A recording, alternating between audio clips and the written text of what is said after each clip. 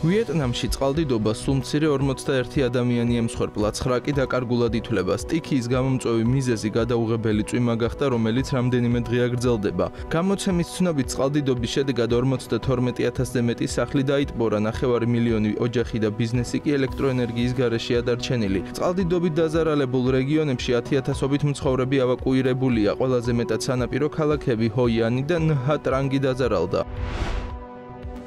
ჩინეთი კვლავ გერმანიის უმსხვილესი საგარეო სავაჭრო პარტნიორი გახდა. ამ მაჩვენებლით კი ამერიკას გაუსწრო ინფორმაცია სამის შესახებ Deutsche Welle ავრცელებს. გერმანიის სტატისტიკის ფედერალური უწყების მონაცემებით მიმდინარე წლის იანვრიდან სექტემბრამდე გერმანიაში ჩინეთიდან პროდუქციის იმპორტი 8,9%-ით გაიზარდა 2024 წლის ანალოგიურ პერიოდთან შედარებით და 124,9 მილიარდი ევრო შეადგინა. ორ ქვეყანას შორის საერთო სავაჭრო მოცულობამ კი თითქმის 186 მილიარდ ევროს მიაღწია. ამასთან ჩინეთში გერმანული პროდუქციის ექსპორტი 12,3%-ით შემცირდა და 61,4 მილიარდი ევრო შეადგინა. 2016-2023 წლებში ჩინეთს გერმანიის მთავარი სავაჭრო პარტნიორის სტატუსი ჰქონდა, თუმცა 2024 წელს მისი ადგილი ამერიკამ დაიკავა. მიმდინარე წლის იანვრიდან კი დონალდ ტრამპის სატარიფო პოლიტიკის გამო ამერიკაში გერმანული პროდუქციის ექსპორტი შემცირდა და ჩინეთმა ისევ პირველ ადგილზე გადაინაცვლა. გერმანიის ეკონომიკის ინსტიტუტის IWS ინფორმაციით ამერიკასთან სავაჭრო ომის შედეგად ჩინური კომპანიები თავიანთ ექსპორტს გერმანულ ბაზარზე ამისამართებენ. ამასთან გერმანიაში ჩინურ პროდუქციაზე ფასები 2025 წლის პირველ ნახევარში 4%-ით დაბალი იყო, ვიდრე 1 წლით ადრე.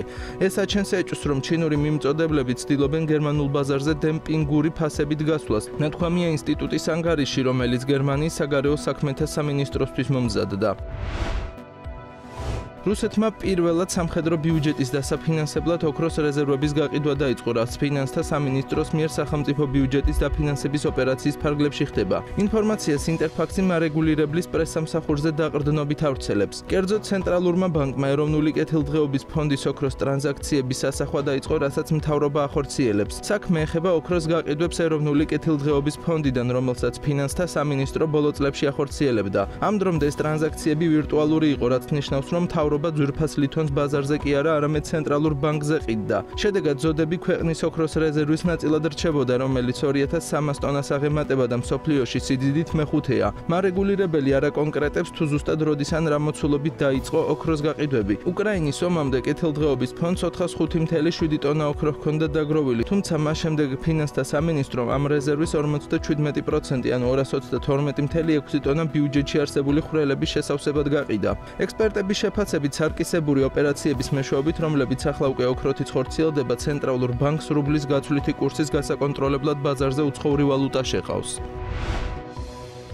საერთაშორისო კრიპტობირჟა კრაკენს, რომელიც ბაინანსის ერთ-ერთი მთავარი კონკურენტია, Wall Street-ზე ამერიკულ საფონდო ბირჟაზე დებიუტი სურს. მედიაში გავრცელებული ინფორმაციით, კომპანიამ უკვე მიმართა ამერიკის ფასიანი ქაღალდების მარეგულირებელ ორგანოს IPO-ზე გასვლის მოთხოვნით, რომელიც 2026 წლის პირველ ნახევარში უნდა შედგეს. განმარტებით ბარათში აღნიშნულია, რომ კომპანიის კერძო შეფასება 20 მილიარდ დოლარს შეადგენს, ანუ IPO-ს მინიმალური მოცულობა სწორედ ეს იქნება. თუ კი კრაკენი მარეგულირებლებისგან დალისტვის უფლებას მიიღებს, მაშინ ის ისტორიაში მეორე კრიპტობირჟა გახდება, რომელიც Wall Street-ზე გამოჩნდება. პირველი ცხადია Coinbase იყო, რომლის IPO ინდუსტრიისთვის ისტორიული მოვლენა იყო და ის 2021 წელს შედგა. ავიაკომპანიების ზარალმა თვითმფრინავებისა და კომპონენტების მიწოდების ჯაჭვში არსებული პრობლემების გამო 2025 წელს შესაძლოა 11 მილიარდ დოლარს გადააჭარბოს. ამის შესახებ საჰაერო ტრანსპორტის საერთაშორისო ასოციაციის და საკონსულტაციო კომპანია Oliver Wyman-ის ერთობლივ კვლევაშია ნათქვამი, რომელიც 2025 წლის 13 ოქტომბერს გამოქვეყნდა. თვითმფრინავების ნელი წარმოება აიძულებს ავიაკომპანიებს გადახედონ ფლოტის მართვის სტრატეგიებს და გაახანგრძლივონ მოძველებული ხომალდების ექსპლუატაცია. ეს კი იწვევს საწვავის, ტექნიკური მომსახურებისა და ძრავის სიჯარის ხარჯების ზრდას. IATA წარმოების შენელების მიზეზად გეოპოლიტიკურ არასტაბილურობას, ნედლეულის დეფიციტს, სამუშაო ძალის ნაკლებობასა და შრომით კონფლიქტებს ასახელებს. ბაჰრეინმა ხელი მოაწერა წინასწარ შეთანხმებას მაღაზიაში დაფუძნებულ Capital A-სა და დაბალ ბიუჯეტიან ავიაკომპანია Air Asia-სთან. ეს შეთანხმება ითვალისწინებს ბაჰრეინში ახლო აღმოსავლეთის ჰაბის შექმნას, რაც Air Asia-ს ოპერაციების გაფართოების ნაწილია. ავიაკომპანია განიხილავს რეისების დაწყებას მალაიზიიდან, ტაილანდიდან, ინდონეზიიდან და ფილიპინებიდან, ხოლო სამომავლო პერსპექტივაში ევროპისა და ჩრდილოეთ ამერიკის მიმართულებით ტრანზიტულ რეისებს აღსანიშნავია, რომ კომპანია აქტიურად მუშაობს ფლოტის განახლებაზე. ივლისში Air Asia-მ Airbus-თან 12,5 $1.2 მილიარდი ღირებულების ხელშეკრულება გააფორმა A321 XLR მოდელის თვითმფრინავების შესყიდვაზე.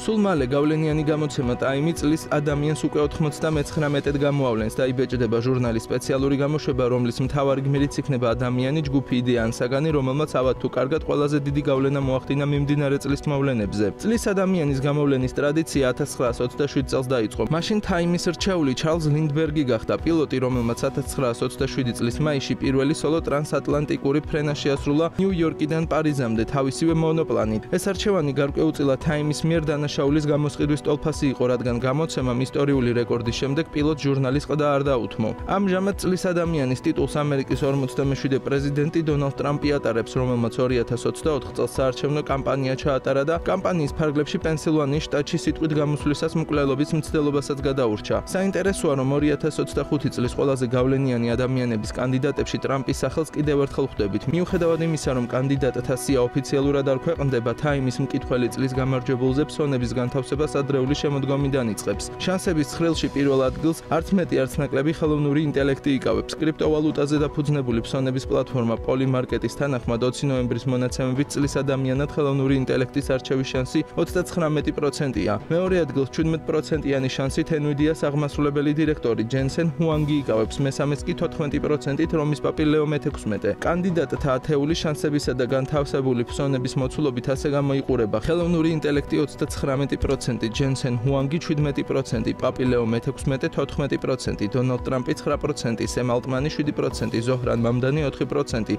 ბენიამინ ნეთანიაჰუ 3%, ჩარლი კირკი 3%, ილონ მასკი 2%, სი ძინპინი 3%. გასული 5 წლის ყველაზე გავლენიანი ადამიანები კი Time-ის თანახმად შემდეგია: 2024 დონალდ ტრამპი, 2023 ტეილორ სვიფტი, 2022 ვოლოდიმირ ზელენსკი, უკრაინის სული, 2021 ილონ მასკი, ხოლო 2020 კამალა ჰარისი. კემბრიჯის ლექსიკონის წლის სიტყვა პარასოციალური გახდა, რომელიც ნიშნავს კავშირს, რომელსაც ადამიანი გრძნობს მასსა და იმ ცნობილ ადამიანს შორის, რომელსაც არც კი იცნობს. ექსპერტები აღნიშნავენ, რომ ბოლო პერიოდში ცალმხრივი პარასოციალური ურთიერთობების ზრდამ დიდი გავლენა იქონია ფანებსა და ცნობილ ადამიანებზე, წერს BBC. ბრიტანულ გამოცემას პარასოციალური კავშირის მაგალითად მოყავს მიმდინარე წლის შემთხვევა. ამერიკელ პოპ-ვარსკვლავ ტეილორ სვიფტსა და ფეხბურთელი ტრევის კელსის მიერ ნიშნობის გამოცხადების შემდეგ ბევრმა ფანმა წყვილთან ძლიერი კავშირი იგრძნო, მიუხედავად იმისა, რომ არც ერთ მათგანს პირადად არ შეხვედრიან. გარდა პარასოციალურისა, კემბრიჯის ლექსიკონში წელს 6000-მდე ახალი სიტყვა დაემატა, მათ შორისაა ინტერნეტისთვის დამახასიათებელი სლენგები, დელულუ ან სქივიდი. ლექსიკონს წელსვე დაემატა სიტყვა სლოპ, რომელიც გამოიყენება ინტერნეტში განთავსებულ დაბალხარისხიან კონტენტთან მიმართებით, განსაკუთრებით თუ ის ხელოვნური ინტელექტის მიერაა გენერირებული. კიდევ ერთი ახალი სიტყვა მიმაიფი, მოვლენის ფოტოს ან ადამიანის ინტერნეტ მიმად ქცევა.